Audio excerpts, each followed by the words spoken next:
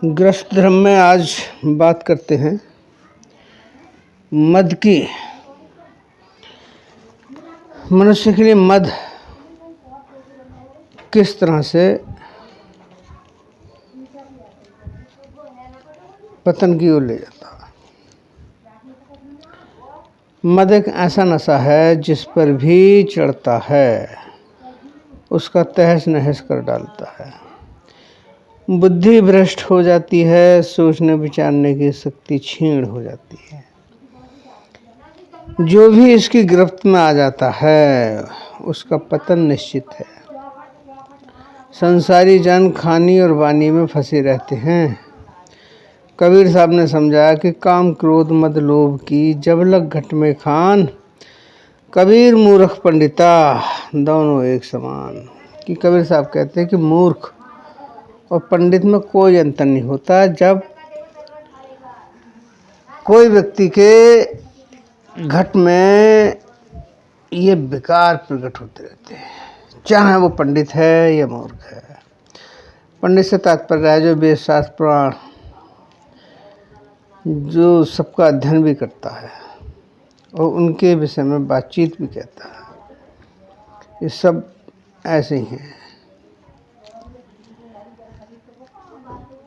इस मद को हमारे संत महापुरुषों ने दो खाने में बांटा। एक बिंद कला जिसमें संसारी घर गृहस्थी वाले लोगों के लिए, एक नाद कला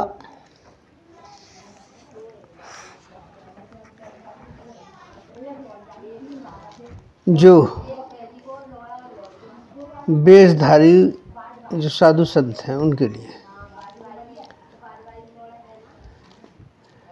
खानी गृहस्थी लोग, बानी संत लोग। तो हमारा प्रयोजन गृहस्थी के लिए है। संत जन के विषय में तो हम खैर ज़्यादा नहीं कहेंगे, बस थोड़ा सा ही प्रकाश डाल के रहने देंगे। तो हम पहले बिंद कला खानी अर्थात संसारिक गृहस्थी लोगों के विषय में बात करते हैं कि उन पर किस तरह का मद चढ़ता है। संसारिक गृहस्थ लोगों के 5 मद हैं। प्रथम देहमद, यौवन मद, धनमद, राजमद, विषय मद। पहले बात करते हैं देहमद की। देहमद में ये मेरा है, ये मेरा शरीर है, ये मेरे शरीर के अंग हैं, हाथ पांव, सिर, गर्दन, त्वचा इत्यादि। कि जो व्यक्ति अपने शरीर के अंगों तक सीमित है और शरीर तक सीमित है, उनका अहंकार करता कि मेरे इस तरह के हैं। और ये अहंकार ही उसके नाश का कारण है, क्योंकि शरीर नश्वर है, इसका किसी न किसी दिन नाश होना निश्चित है। जैसे कबीर साहब ने समझाया कि देह पड़ी तो क्या हुआ, झूठा सभी पटीट, पक्षी उड़ा आकाश को चलता कर गया बीट। कि देह तो यहाँ की पड़ी हुई रह जाती है और जो चेतन जीव होता है वो निकल कर चला जाता है। इसका अहंकार करना, नशा करना, ये बिल्कुल फजूल की बात है। इस पछड़े में नहीं पड़ना चाहिए। मनुष्य को ज्ञान प्राप्त करके अपना जीवन का कल्याण करना चाहिए। दूसरा है यौवन मद। जब शरीर की अवस्था बदल जाती है, बचपन से जवानी आती है, तब अपने रंग रूप पर मनुष्य को बहुत मद होता है कि उस समय रंग रूप खिला हुआ होता है यौवन अवस्था में। चाहे वो सुंदर रंग का हो जी, या थोड़े से काले रंग का भी हो, सफ़ेद रंग का हो, भूरे रंग का हो, या थोड़ा सांवला हो, सब पे चमक होती है उस समय, क्योंकि तेज होता है उसमें शरीर पे। तो अपने रंग रूप को देखते हुए को, खिलते हुए को, ये अहम भाव में आ जाता है। और वो जो अहम भाव है वो एक नशा है ऐसे कि मैं सुंदर हूँ, रूपवान हूँ, बलिष्ठ हूँ, मेरा सौंदर्य कितना खिला खिला है, मुझे लोग कितने पसंद करते हैं। यही भाव स्त्री का, यही भाव पुरुष का रहता है। मेरे समान दूसरा नहीं है। फिर शरीर की अवस्था बदलती है, बुढ़ापा आता है, तब बुढ़ापे का रूप आप जानते हो कि झुर्रीदार होता है, और जब बुढ़ापा आ जाता है तो उस रूप का विनाश कर देता है। कि मूर्ख ऐसे रूप को मांझ रहा दोनों छाक, आखिर ऐसे रूप की होगी एक दिन खाक। क्योंकि यहाँ परिवर्तन का नियम है, यहाँ हर अवस्था का परिवर्तन होना है। तो यहाँ कोई चीज़ जब स्थिर नहीं रहती तो किस चीज़ का मत करना। अब बात करते हैं धनमत की।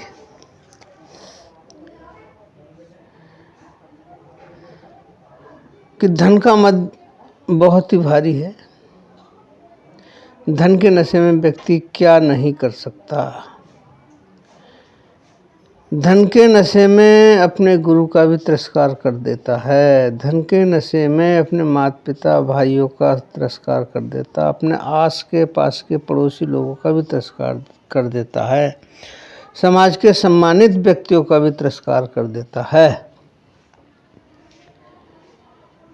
धन के नशे में ना जाने कितने गंदे से गंदे कार्य कर देता है, और पूरी तरह से अपनी कोशिश करता है दबंगाई करने की। कि धन आ जाने पर तो उसे बहुत गर्व हो जाता है, और उस नशे में वो ना जाने क्या क्या करता फिरता है।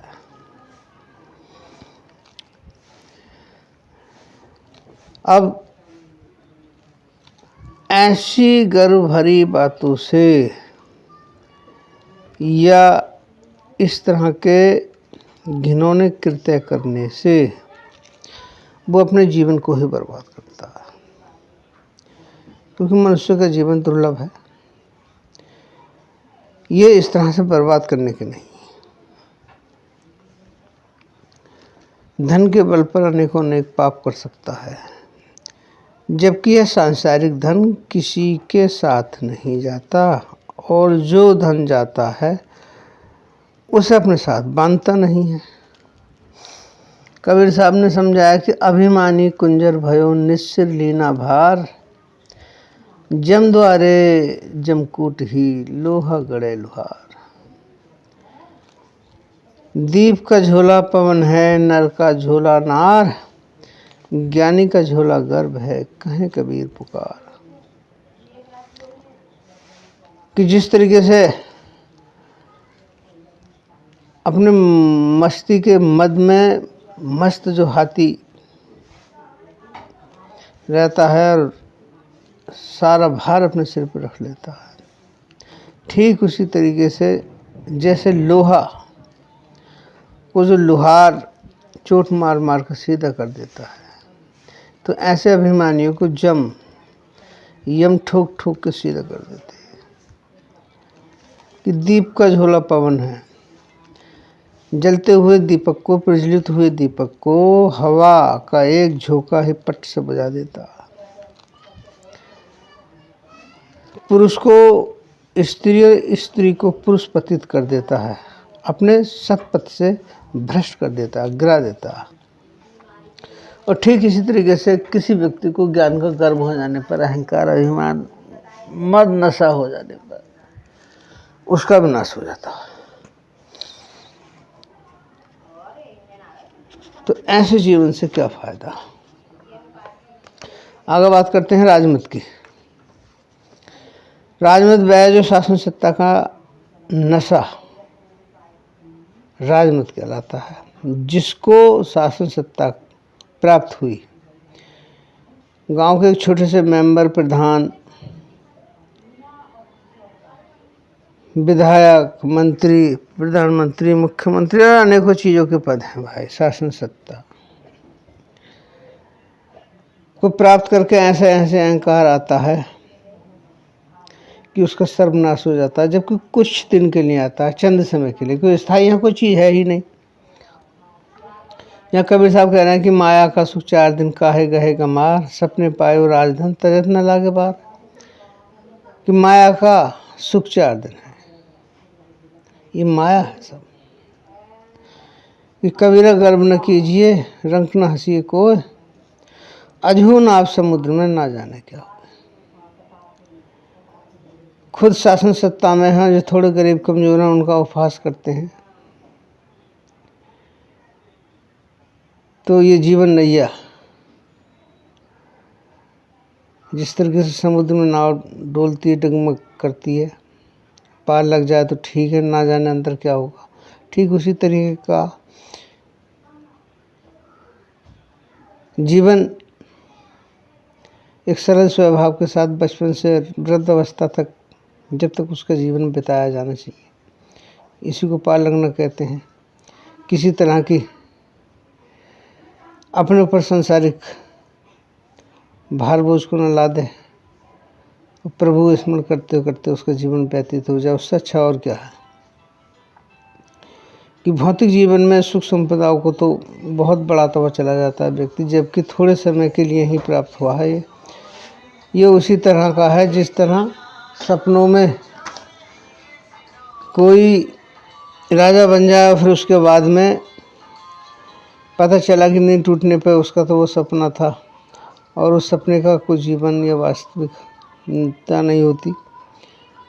ऐसे ये जीवन है कि आज है कल नहीं रहेगा। आगे विषय मत पे बात करते हैं। कामुकता मनुष्य की पवित्रता का नाश कर देती है।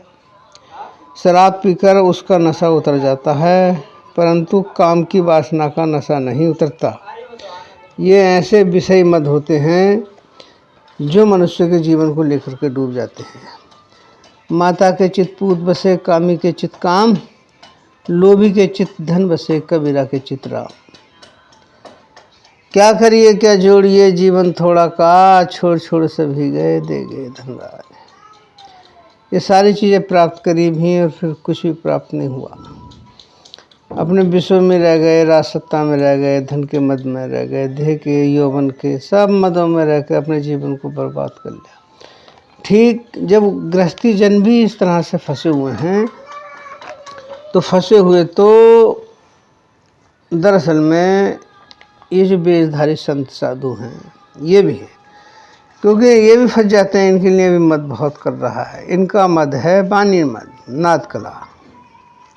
बस छोटा सा प्रकाश डालेंगे इनके उस पर कि इसमें सब वेशधारी संत आते हैं, और इनके 4 तरह के मद होते हैं। एक विद्या मद, तप मद, सिद्धि मद, ज्ञान मद। ये 4 मद हैं। इन चारों मदों में किसी न किसी तरीके से ये लोग भी फंसे रहते हैं, और इसमें जो ज़्यादा फंसने वाला है वो विद्या मद में फंसता है, क्योंकि वो जो संसारिक या भौतिक जगत की जो भी विद्याएं हैं, ये 18 विद्याएं मानी गई हैं। वैसे अलग अलग राय है विद्याओं पे। जो पारखी संत हुए हैं उन्होंने 18 विद्याओं को माना है। नंबर 1 शिक्षा, कल्प, व्याकरण, छंद, निरुक्त, ज्योतिष, 4 वेद, ऋग्वेद, सामवेद, अथर्ववेद, यजुर्वेद, मीमांसा, न्याय, उपनिषदों का 1 अर्थात 14 हुए, और 13 पुराणों का 1 14, धनुर्वेद 15, गंधर्व वेद 16, आयुर्वेद 17, अस्थाप्य वेद अर्थात अर्थशास्त्र 18। ये भौतिक जगत की विद्याएं हैं। इस विद्या का मत बहुत भारी होता है। जिन जिन पर भी विद्याएं आती हैं वो अपनों को विद्वान पुरुषों में लाकर की गिनती कराता है, और ये 18 विद्याएं प्राप्त करके मत तो बढ़ जाता है, मगर जो परमात्मा का वास्तविक ज्ञान है, जो आत्मिक ज्ञान है, उससे वंचित रह जाता है। कि यहाँ तक तो ठीक है, ये जगत में विद्या प्राप्त करके किसी पर अपना विद्वान होने का प्रभाव तो डाल सकता है, परंतु जो हमारा वास्तविक ज्ञान है उस ज्ञान से वंचित रह जाता है। ऐसे ज्ञान से कोई फायदा नहीं जिससे कि उस आत्मिक तत्व को प्राप्ति न हो सके। तो इसलिए ये जो संत जन हैं ये भी अपने अपने हिसाब से ज्ञान मत, विद्या मत, तप मत, सिद्धि मत इनमें फंसे रहते हैं। तो हमें इन मदों से बाहर निकलना है और अपने एक जीवन को सफल और सार्थक बनाना है। एक भजन के माध्यम से सुनते हैं, समझते हैं। कबीरा हंसना छोड़ दे, रोने से कर प्रीत, रोने से ही पाइए परम प्यारा मीत। तुलसी पिछले पाप से हरि चर्चा न भावे, जैसे ज्वर के बेग से भूख प्यास मिट जावे। भक्तिहीन नर सोहत कैसे, लवण बिना भव व्यंजन जैसे। कितने सुंदर पकवान व्यंजन बना लो आप, उसमें थोड़ा नमक नहीं रहे, नमक नहीं डाला जाए तो सब व्यंजन बेकार चले जाते हैं।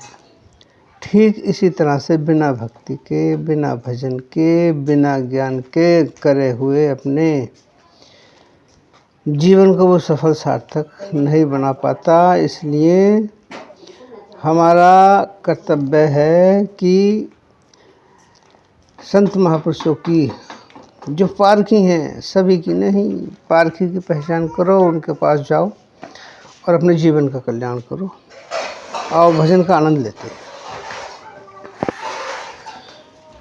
बंदगी ना करी ना झुकाया ये सर, ऐसे नर किए नर किसी काम की नहीं।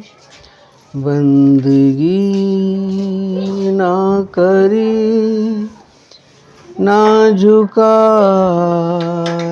ये सर, ऐसे नर किए नर किसी काम की नहीं। रख लिया सर्वजन गर्भ दर्प अहमपन, कुछ भी सोचा नहीं, कुछ विचारा नहीं। इस मनुष्य जीवन को पा करके मद में ऐसा हो गया कि बंदगी भी नहीं कर पाया। अरे जिन लोगों से जीवन प्राप्त करा उनका सम्मान भी नहीं कर पाया। जिनकी शिक्षाओं को पाकर इस समाज में कुछ बड़ा हुआ उनका सम्मान भी नहीं कर पाया। मद में ऐसा अंधा हो गया। ए अभागे मनुष्य दुर्बुद्धि तेरी, ये धोखे में तुझको रखती रही। अकड़ी ये तेरी किस लिए है, किसे यहाँ का है जो बस यहाँ का यही। संग जाए न कुछ है जीवन ये तुच्छ, कुछ भी सोचा नहीं, कुछ विचारा नहीं। बंदगी ना करी ना झुकाया सर, ऐसे नर की नर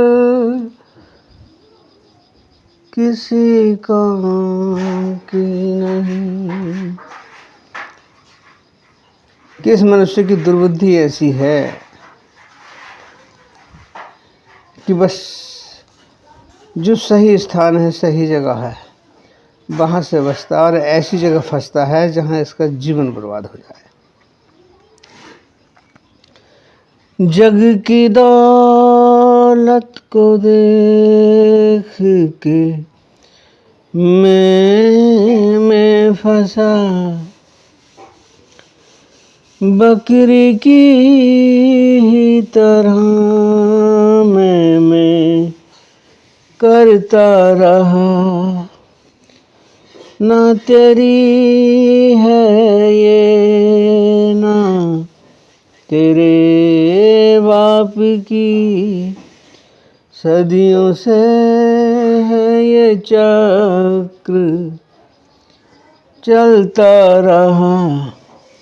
जो थे धन के कुएं छोड़ कर गए थे, कुछ भी सोचा नहीं, कुछ विचारा नहीं कि जो भी धन के कुबेर थे, बड़े बड़े पैसे वाले आए और सब छोड़ छोड़ के नहीं चले गए। ये संसार की जो दौलत है तेरे से पहले भी थी, तेरे बाप दादा ना है तो उनसे भी पहले थी, क्योंकि एक संसार में व्यवहार के लिए आज भी है, कल भी थी और कल जीवन रहेगा तो कल भी रहेगी। ना तेरे बाप की है ना तेरी है, ये किसी की नहीं है। यहीं से प्राप्त करिए, यहीं छोड़ देना है, इतना दिमाग में डाल और आगे चल। थोड़ी सी शर्म समझदारी है तो करके देख विचार, जिंदगी है ये क्या। नम्र हृदय से प्रीति सब जीवों से कर, तेरे घर तेरे दर से जाएगा क्या। रुकने से बेखबर चलना जीवन डगर, कुछ भी सोचा नहीं, कुछ विचारा नहीं। बंदगी ना करी ना झुकाया ये सर, ऐसे नर की ये नर किसी काम की नहीं।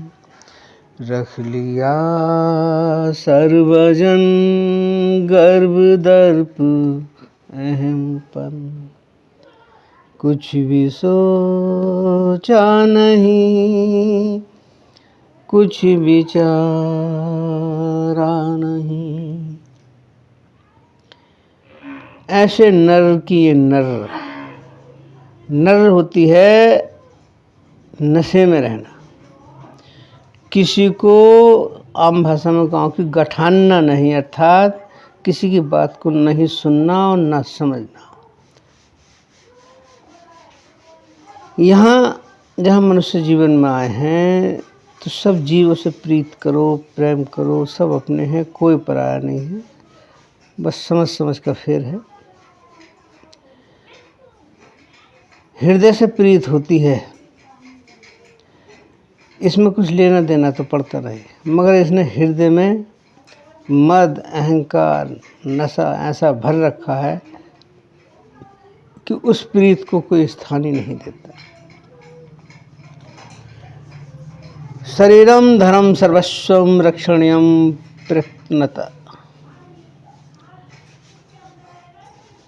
शरीरास्तृप्ते धर्म। पर्वतात् सलिलम्। किस मनुष्य शरीर में ही संपूर्ण धर्मों का साधन है। प्रयत्न पूर्वक इसकी रक्षा करनी चाहिए। किसकी? इस शरीर की, क्योंकि नाशवान तो है, ये अविनाशी नहीं है। अविनाशी तो इसके अंदर जो रहता है, घूमता फिरता चलता बोलता है, जिसके होने से तू है। अब वो क्या है? वो धर्मशील है। तो क्या करना है हमें? इस शरीर की रक्षा करनी है प्रयत्न पूर्वक। और इस शरीर की क्यों रक्षा करनी है? क्योंकि इसके अंदर धर्म बसता है, धर्म बहता है। जैसे पर्वत से पानी, ठीक हमारे शरीर में धर्म बसता है। धर्म का कार्य है कभी किसी को मन से, वचन से, कर्म से दुखी ना करना, सबके साथ प्रीत रखना। ये विचार करता हुआ चल। कबीर साहब ने कहा कि ऊपर की दोनों गई हे की गई हिराय, कहें कबीर जा की चारों गई ताका कौन उपाय। कि ऊपर की दोनों चरम चक्षु से लेकर दोनों आंखों से तो अंधा, क्योंकि दिखता ही नहीं। हृदय इसने रूखा कर लिया, कठोर कर लिया, क्योंकि हृदय में किसी के प्रति प्रेम नहीं रखता। चौथा बुद्धि विवेक, जो ज्ञान का दीप है, तो इनने तो चारों बंद कर रखे हैं। कि हरिया जाने रूखड़ा उस पानी का ने, सूखा काट न जाने कि तो बूढ़ा में। कि जो हरे वृक्ष होते हैं वो बरसात के महत्व को समझते हैं, पानी के महत्व को समझते हैं।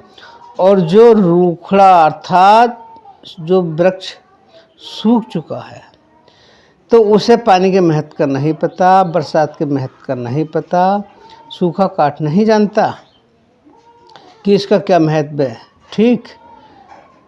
ठीक उसी तरह से जो सभ्य और समझदार व्यक्ति होते हैं, ज्ञान उसी के लिए होता है। ज़्यादा तर्कशास्त्री जो होते हैं, बुद्धिमान जो अपने को कहलाते हैं, ज्ञान ना उनके लिए हैं और ना ही उनके लिए हैं जो सिर्फ खाने पीने तक लोग सीमित हैं, जो अपने जीवन के भार को ही ढो रहे हैं, न ज्ञान उनके लिए है। तो इसलिए आपको समझकर चलना है, अपने जीवन को सफल और सार्थक बनाना है।